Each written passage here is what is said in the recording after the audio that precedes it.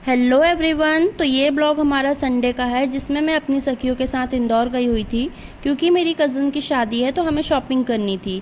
और हमें ऐसे लगता था कि हम लोग ही सबसे लेट चलते हैं, पर इंदौर आके हमारा इंदौर ने ये भ्रम तोड़ दिया क्योंकि इंदौर का मार्केट तो हमसे भी ज़्यादा लेट चल रहा था।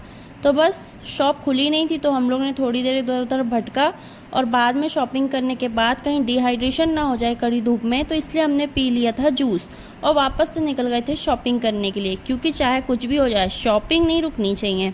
बाद में हम लोग निकल गए थे अपोलो टावर के लिए जिसमें हमारा एक दोस्त मिलने वाला था, और यहाँ पर भी हमको ट्रैफिक से जंग लड़नी पड़ी और पहुँच गए थे हम छप्पन, जिसमें मैंने अपने लिए फूल ले लिए थे और हमारा दोस्त मिल गया था हम लोगों को, और उसे लेकर हम लोग वापस से चले गए थे शॉपिंग करने के लिए, क्योंकि शॉपिंग और लड़कियाँ इनका कोई तोड़ ही नहीं है।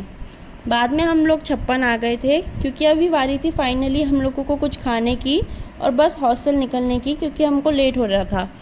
तो बाद में तो वहाँ हम लोगों ने हॉट डॉग खाया और इन लोग ऐसे कूलर के सामने खड़े हुए थे जैसे इन लोगों को कूलर की हवा तो मिलती ही नहीं है।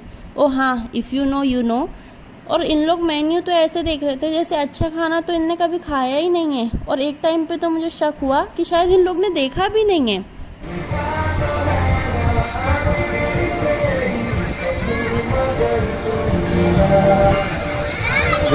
तो वहाँ के अच्छे व्यू के साथ आ गए थे हम लोग आई बस में, जिसमें मुझे एकदम कोरियन वाली वाइब मिली भाई, और मैं के ड्रामा की इतनी बड़ी फ़ैन हूँ तो मुझे तो एकदम वैसे लग रहा था कि भाई वहाँ में जैसे बस होती है एकदम वैसे। मुझे बहुत ही मज़ा आया आई बस में बैठकर।